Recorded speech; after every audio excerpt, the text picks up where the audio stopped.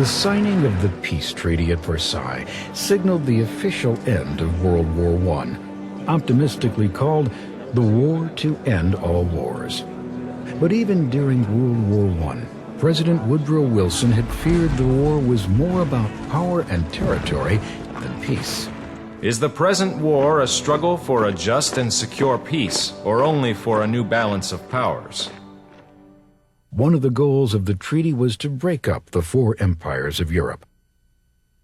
9 countries were given new boundaries and independence.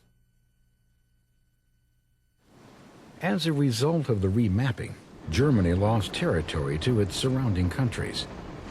The treaty demanded Germany accept full blame for World War I and pay huge sums of money called reparations to the victorious nations. Germany was also stripped of much of its military power and forced to demilitarize the area near the border of France, known as the Rhineland. The intention of the Treaty of Versailles was largely to punish Germany for World War I, but also to create new democracies and self-determination in Europe. But huge war debts, hunger, and unemployment made it difficult for some democracies to flourish.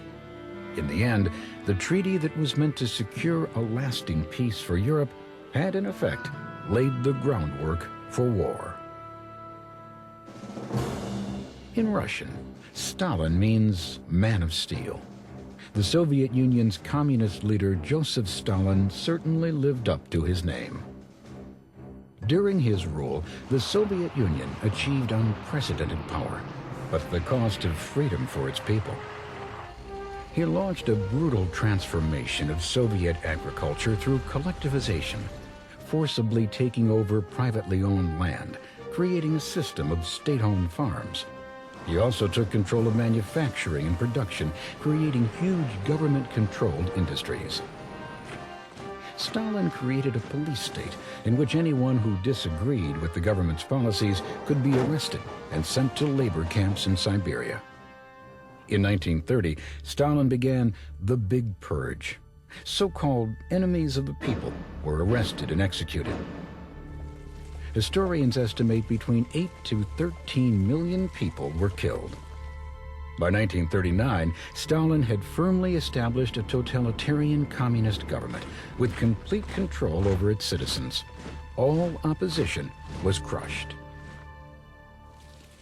In Italy, similar events unfolded shortly after World War I. In 1919, dictator Benito Mussolini, Il Duce, or the Chief as he was called, began his rise to power. Mussolini became popular because he promised Italians he would rebuild Italy and create a new Roman Empire. Mussolini created a political movement called fascism, and in 1921 he became a member of the Italian parliament. In 1922, he and thousands of his fascist supporters, known as the Black Shirts, marched into Rome, demanding the Italian king give him power to lead the government. Not wanting to start a civil war, the king conceded. Mussolini was sworn in as prime minister in October. Like Stalin, Mussolini crushed any and all opposition to his totalitarian regime. At the end of World War I, Adolf Hitler was just another jobless soldier wandering around Germany. In 1919, he joined a small political party called the National Socialist German Worker, the Nazi Party. Like communists in the Soviet Union and fascists in Italy, the Nazis practiced an extreme form of nationalism, believing that the interests of their country were more important than any others, even more important than personal rights and freedoms. Hitler quickly rose to power to become the Nazi Party's leader, or Führer. In his 2-volume book Mein Kampf, My Struggle in English, Hitler spelled out his Nazi beliefs. He sought to unite all German-speaking people into a national state. He also maintained that the German or Aryan race was superior to all others. Hitler thought his master race deserved more land, even if it meant taking it by force. The economic hardships in Germany in the early 1930s helped Hitler and the Nazi Party gain power. In 1932, roughly 6 million Germans were jobless, and Hitler's promise to restore German pride and stature in the world appealed to them. As head of the Nazi Party, Hitler was appointed German Chancellor in January 1933. He quickly put an end to the faltering Weimar democracy and established his Third Reich, a totalitarian regime with himself as dictator. Hitler capitalized on hate and racism, blaming Jews for the economic problems plaguing Germany.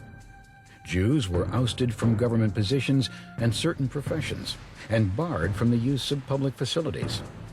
They were isolated and forced to wear a yellow Star of David. The discrimination escalated in November of 1938. Rampaging mobs attacked Jews in the street, in their homes, and at their places of work and worship. Nearly 100 Jews were killed, more than 1,000 synagogues burned, and over 7,000 Jewish businesses were destroyed. This came to be called Kristallnacht, or Night of Broken Glass. Jewish property was seized, and Jews, Gypsies, and other groups considered unfit for Hitler's master race were sent to concentration camps. Over the course of the war, 6 million Jews and 5 million others were murdered by the Nazis. This became known as the Holocaust.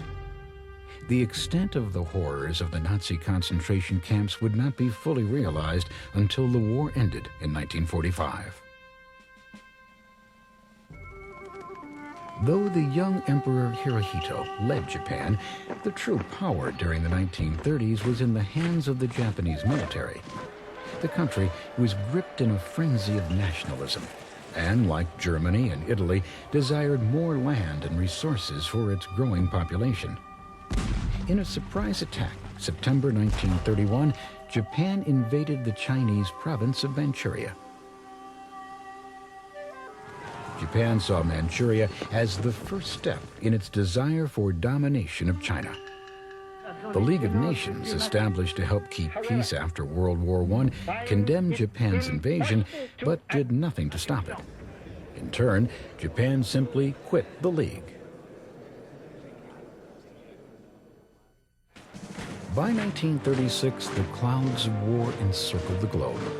Germany and Italy formed an alliance they described as an axis, around which Europe would revolve.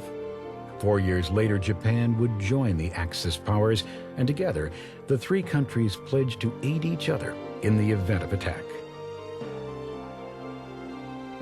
The extreme political philosophies that emerged during these troubled times appealed to many people worn down by economic hardship.